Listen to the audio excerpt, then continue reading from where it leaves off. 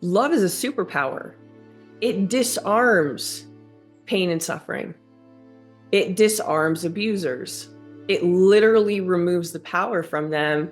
And then you are choosing to walk as if heaven on earth exists now. American healer Scarlet Ravin shares how she nearly died in Sri Lanka and experienced God's unconditional love, transforming her from a self-reliant non-believer into someone who now centers her entire life around divine surrender.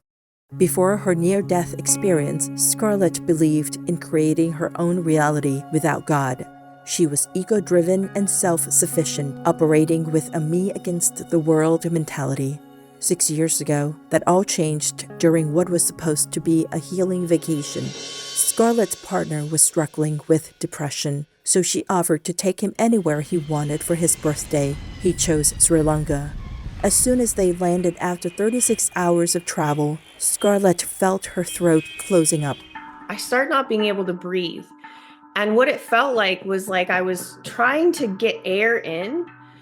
And it didn't matter like how hard I pulled air in. It was like I couldn't get any air. I told him, I said, I can't breathe. I have to go back to the hotel immediately. Like, I don't feel okay at all.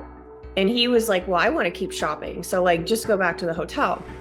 Alone and terrified in a foreign country, Scarlett collapsed at the hotel with a dangerously high fever, barely able to breathe or stand. She was rushed to the nearest hospital.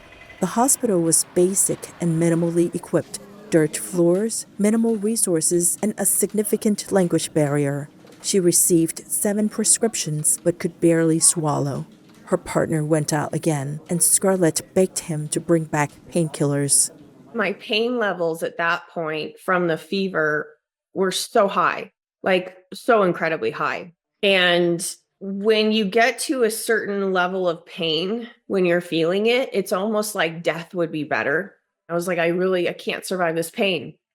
And he says, yeah, I'll go and I'll bring that back to you. So I pass out again. I don't know when he came back, but he comes back in and I'm like so excited because I'm thinking he's got ibuprofen or something. And I'm like, can I please have the painkillers? Like, I'm really struggling.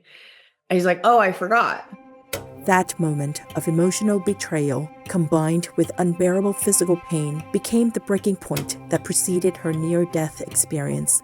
Scarlett realized the person she had brought didn't care about her well-being. And I just kind of closed my eyes and I laid in bed and I was so emotionally wounded, but then also so physically out of any ounce of energy to try and survive anymore. I said, God, just take me. Just have me. And if this is how you want my ending to be, you can have it this way. I surrender everything to you. I surrender everything to you completely. Just please take this pain away. And as soon as I said that, it wasn't like I was aware that I left my body. And I don't even know if I did leave my body, but I certainly was unconscious. But I was with God.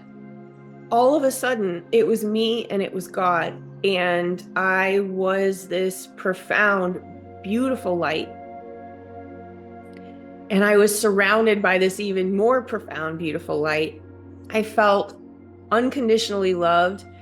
When I describe this part of being with God, words fall so short of the actual felt experience. I was experiencing eternal peace. I was experiencing eternal love.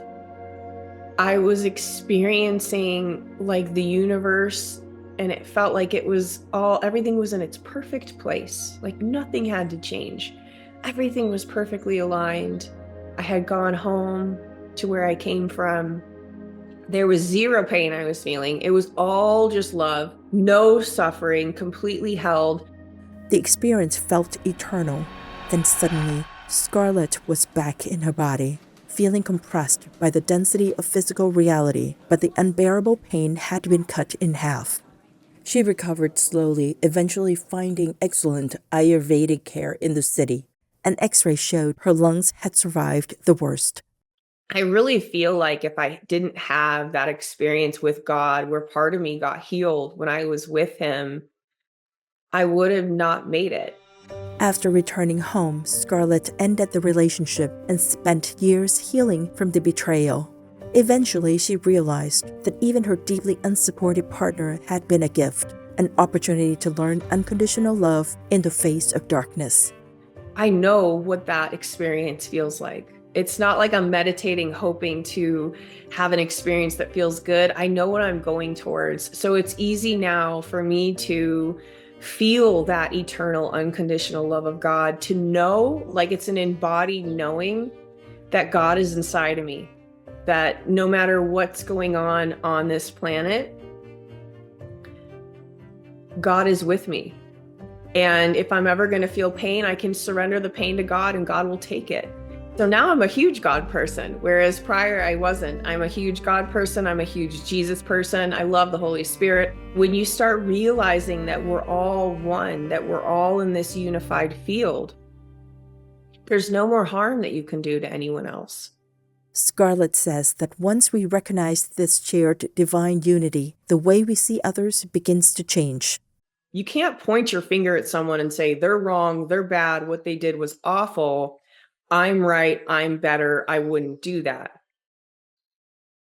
You're literally doing it in that moment that you're pointing at someone else. You're choosing not to love someone because you're judging them. Love is a superpower. It disarms pain and suffering. It disarms abusers. It literally removes the power from them. And then you are choosing to walk as if heaven on earth exists now.